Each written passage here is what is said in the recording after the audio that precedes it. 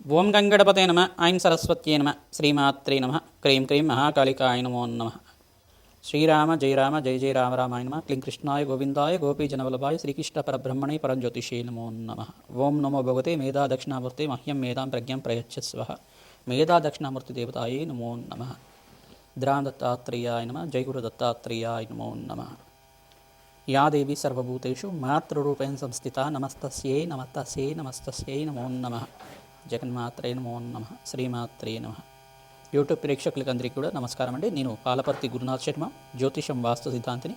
మీకంతా కూడా గోచారీత్యా గ్రహాల యొక్క స్థితిగతి కలియిక వాటి ప్రభావం అంతా కూడా సంచారం మేరకి గ్రహాల యొక్క స్థితిగతి ఈ రకంగా మేషాది ద్వాదశ రాశుల వాళ్ళకి ప్రభావం చూపిస్తున్నాయని చెప్పడం జరుగుతుంది. విశ్లేషాత్మకంగా ఈ యొక్క గ్రహాల యొక్క ప్రభావం అంతా కూడా మేషాది ద్వాదశ రాశుల వాళ్ళకి వివిధ స్థానంలో మారడం వల్ల, వివిధ రాశుల్లో మారడం వల్ల ప్రభావం ఈ రకంగా ఉంటుంది. ఆర్థికంగా ఐశ్వర్యప్రదంగా ఈ యొక్క ఉద్యోగం కానీ వ్యాపారంలో కానీ ఎటువంటి ఆర్థికంగా ఉన్నత స్థితి కలగడానికి పరిష్కారం ఆచరించాలి. లక్ష్మీ కటాక్షం కోసం కానీ, ప్రధానంగా ఆర్థిక రుణబాధల నుంచి బయటపడడానికైనా కానీ, గృహంలో కానీ మీకు జరిగే ఈ యొక్క చికాకులు కానీ, మానసికమైన ఇబ్బందులైనా కానీ ప్రధానంగా చూసుకుంటే ఎటువంటి ఈ యొక్క గ్రహదోషాలు అనేది ప్రభావం చూపిస్తుంది అనేది మేషాది ద్వాదశ రాశి వాళ్ళకి గోచార చక్రవశాత్తు అంతా చెప్పడం జరుగుతుంది, విశ్లేషణ చేయడం జరుగుతుంది. ప్రధానంగా ఈ రోజునంతా కూడా చూసుకుంటే డిసెంబర్ నెల మాస ఫలితాల్లో భాగంగా బృహస్పతి యొక్క మార్పు అంతా కూడా అతిచారంలో మారిన బృహస్పతి అంతా కూడా అక్టోబర్ 18వ తారీఖు రోజున ప్రధానంగా బృహస్పతి అంతా కూడా కర్కాటక రాశిలో ప్రవేశం చేయడం జరిగింది.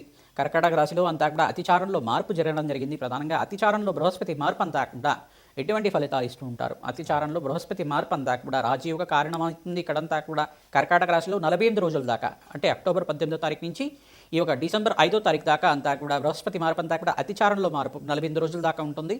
మళ్ళీ డిసెంబర్ 5వ తారీఖు తర్వాత తిరోగమనం అంటారు. దీన్నంతా కూడా ఈ యథాస్థానానికి ఎక్కడి నుంచి వచ్చారో అక్కడికి వెళ్ళిపోవడం, మళ్ళీ 6 నెలల వరకు ఉండడం అనేది జరుగుతుంటుంది. ప్రధానంగా చూసుకుంటే ఇక్కడ బృహస్పతి సంచారం అంతా కూడా తిరోగమనంలో అంతా కూడా మళ్ళీ మిథున రాశిలో సంచారం చేస్తుంటారు. మిథున రాశిలో అంతా కూడా జూన్ 14వ తారీఖు దాకా సంచారం జరుగుతుంది. ఈ యొక్క మేషాది ద్వాదశ రాశుల వాళ్ళకి బృహస్పతి సంచారం అంతా కూడా ఈ యొక్క అతిచారంలో మార్పు మరియు తిరోగమనంలో అంతా కూడా ఎటువంటి ఫలితాలు వస్తాయి. ప్రధానంగా చూసుకుంటే ఈ యొక్క బృహస్పతి యొక్క సంచారం అంతా కూడా శుభ ఫలితాలు ఇచ్చే విధంగా ఏ రకంగా పరిష్కారం చేసుకుంటే అనుకూలమవుతుంది అని తెలుసుకోవడం జరుగుతుంది. వివిధ గ్రహాల యొక్క స్థితిగతి అంతా కూడా అన్వయం చేసుకొని జన్మజాతకమే ప్రధానమైన జాతకంగా ఉంటుంది కావున మీ జన్మజాతకానికి దోషాలకి పరిష్కారం అంతా కూడా మా పీఠం ద్వారా అందించడం జరుగుతుంది. మీరంతా కూడా జాతకాన్ని విశ్లేషణ చేయించుకోండి, పరిష్కారాన్ని ఆచరించండి. తద్వారా అఖండమైన శుభ ఫలితాలు పొందడానికి జగన్మాత అనుగ్రహం వల్ల రాజయోగం సిద్ధించడానికి ఆస్కారం ఉంటుంది. ఎవరైతే ప్రతినిత్యం కూడా గోమాత సేవ చేస్తూ ఉంటారో మీకంతా కూడా అదృష్ట యోగం కలిసి వస్తుంది. విపరీత రాజయోగాలు బృహస్పతి సంచారం మేరకు మీకంతా కూడా ఉచ్చస్థానంలో బృహస్పతి మార్పు, మరి ఇక్కడ చూసుకుంటే బృహస్పతి మార్పు అంతా కూడా, మరి ఇక్కడ చూసుకుంటే మిథున రాశిలో సంచారం అంతా కూడా అదృష్ట యోగాన్ని కలిగించే విధంగా ఉంటుంది.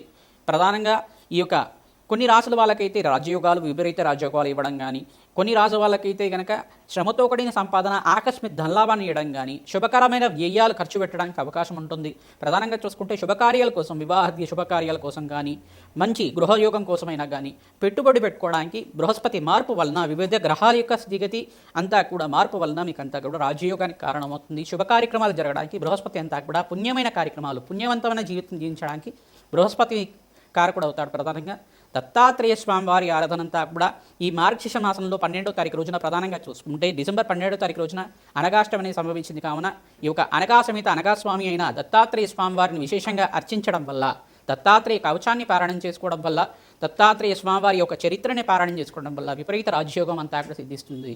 తద్వారా మీకు అంతా కూడా పరిష్కారం చెప్తున్నాం కావున ప్రతినిత్యం కూడా దత్తాత్రేయాయ స్మరణ మాత్రైన సంతుష్టాయ నమః నామాన్ని జపాన్ని ఆచరించండి. దత్తాత్రేయాయ స్మరణ మాత్రైన సంతుష్టాయ నమః నామాన్ని జపాన్ని ఆచరించడం వల్ల దత్తాత్రేయ స్వామివారంతా కూడా స్మరించిన మాత్రం చేతిని కోటి వరాలు ఇచ్చే దేవుడు కావున స్వామివారి అనుగ్రహం వల్ల మీకంతా కూడా అష్టేశ్వర ప్రాప్తి కలుగుతుందని చెప్పి ఆశీర్వాదం చేస్తున్నాం. ప్రతినిత్యం కూడా దేవాలయ ప్రాంగణంలో కానీ, బీదవాళ్ళకు కానీ, అనాథాశ్రమంలో కానీ అన్నదానం చేయడానికి ప్రయత్నం చేయండి, వస్త్రదానాన్ని చేయడానికి ప్రయత్నం చేయండి.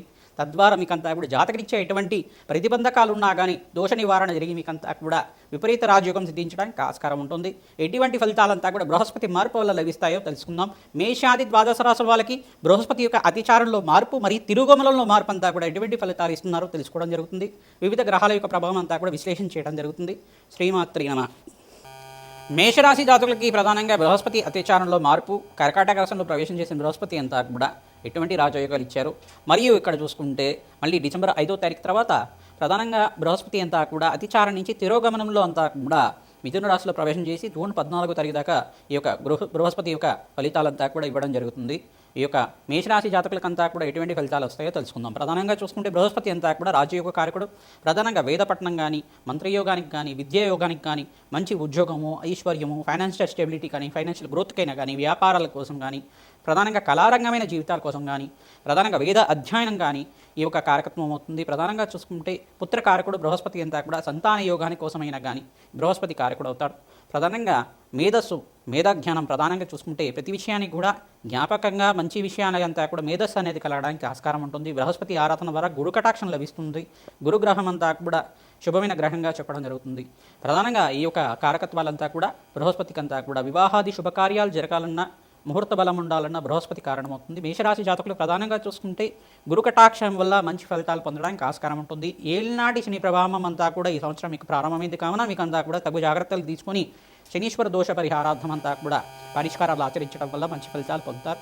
ప్రధానంగా శనీశ్వరుడికి, రాహుకి, బృహస్పతికి మరి ఇక్కడ చూసుకుంటే సప్తమాతపైన శుక్ర భగవానుడికి అంతా కూడా జపహోమాది కార్యక్రమాలు ఆచరించుకోవడం, అన్నదానం చేయించడం వల్ల, శ్రీసూక్త పారాయణం చేయించడం వల్ల ఆర్థిక రుణబాధల నుంచి బయటపడడానికి ఆస్కారం ఉంటుంది. బృహస్పతి సంచారం అంతా కూడా తిరోగమనంలో అంతా కూడా యోగకరంగా మారుతుంది. డిసెంబర్ 5వ తారీఖు రోజున మళ్ళీ మిథున రాశికి అంతా కూడా ప్రవేశం చేసిన బృహస్పతి ఇంకా మీకు రాజయోగ కారణమవుతుంది. అదృష్ట కాలంగా చెప్పడం జరుగుతుంది. ఉచ్చస్థానంలో బృహస్పతి మార్పు అంతా కూడా మీ విపరీత రాజయోగాన్ని శుభమైన ఫలితాలు పొందే విధంగా ఖర్చులు కూడా శుభకార్యాల కోసం అంతా కూడా వివాహాది శుభకార్యాల కోసం కానీ, గృహం కోసం కానీ, పెట్టుబడి పెట్టుకోవడానికైనా కానీ, మంచి వ్యాపారం కోసం నూతన పెట్టుబడి పెట్టుకోవడానికి కానీ ఖర్చులు ఇస్తూనే మంచి ఫలితాలు ఇచ్చే విధంగా మారుతున్నారు. ప్రధానంగా బృహస్పతి అంతా కూడా రాజయోగ కారకుడు. మీకంతా కూడా బృహస్పతి అనుగ్రహం వల్ల మీకంతా కూడా అదృష్ట యోగం కలిసి రావడానికి ఆస్కారం ఉంటుంది. ప్రధానంగా ఇక్కడ సూర్య భగవానుడు డిసెంబర్ 18వ తారీఖు తర్వాత ఇక్కడంతా కూడా ధనుసు రాశిలో ప్రవేశం చేయడం వల్ల విపరీత రాజయోగానికి కారణమవుతుంది. అదృష్ట కాలంగా చెప్పడం జరుగుతుంది. బుధాద్యోగం అంతా కూడా ఈ మాసంతంలో సంభవిస్తుంది. చతుర్గ్రహ కూటమి అంతా కూడా ధనుసు రాశిలో ప్రధానంగా చూసుకుంటే అంగారకుడు, సూర్య భగవానుడు, బుధ భగవానుడు అంతా కూడా శుక్రుడు కలయికతోటి చతుర్గ్రహ కూటమి అంతా కూడా చూసుకుంటే ధనుసు రాశిలో ప్రవేశం చేసిన ఈ గ్రహాలన్నీ కూడా విపరీత రాజయోగానికి కారణమవుతుంది. ప్రధానంగా గ్రహాల యొక్క స్థితిగతి ఈ రకంగా ఉన్నాయి కావున శనీశ్వర అనుగ్రహం కోసం కాలభైరవ శాంతి హోమాది కార్యక్రమాలు, దత్తాత్రేయ శాంతి హోమాది కార్యక్రమాలు ఆచరించండి. డిసెంబర్ 12వ తారీఖు రోజునంతా కూడా దత్తాత్రేయ స్వామివారి ఆరాధన విశేషంగా చేయండి. అన్నదానం చేయండి. గోమాత సేవను ఆచరించిన వాళ్ళకి విపరీత రాజయోగం కలిసి రావడానికి ఆస్కారం ఉంటుంది. శనగలు, బొబ్బర్లు అంతా కూడా నానబెట్టినవి గోమాతకు సమర్పిస్తూ ఉండడం వల్ల విపరీత రాజయోగము, ధనయోగా సిద్ధించడానికి ఆస్కారం ఉంటుంది. ఖర్చుతో అంటే శ్రమతో కూడిన సంపాదన ఉంటుంది. ఖర్చులు విపరీతంగా పెరుగుతూ ఉంటాయి. అప్పుల వాదన నుంచి బయటపడడానికి ప్రణాళికలు వేసుకుంటూ ఉంటారు. ఇటువంటి ఫలితాలంతా కూడా మీకు మంచి ఫలితాలు పొందడానికి పరిష్కారం ఆచరించండి. తద్వారా రాజయోగ కారణమవుతుంది. ప్రధానంగా శనీశ్వర ప్రీతికరంగా తైలాభిషేకం ఆచరించడం, నల్లనములు దానం చేయడం వల్ల మంచి ఫలితాలు పొందుతారు. బృహస్పతికి ప్రీతికరంగా మీరంతా కూడా శనగలు దానం చేయాలి. పసుపు రంగు వస్త్రాన్ని బ్రాహ్మణులకు దానం చేయాలి. అరటి పళ్ళని వితరణ చేయడం వల్ల మంచి ఫలితాలు పొందుతారు. ప్రధానంగా దత్తాత్రేయ కవచాన్ని పారాయణం చేయండి. తద్వారా మంచి ఫలితాలు పొందడానికి ఆస్కారం ఉంటుంది. దత్తాత్రేయ చరిత్రను ఎవరైతే పారాయణం చేసుకుంటుంటారో విపరీత రాజయోగం సిద్ధిస్తుంది. అదృష్ట కాలంగా చెప్పడం జరుగుతుంది. శ్రీమా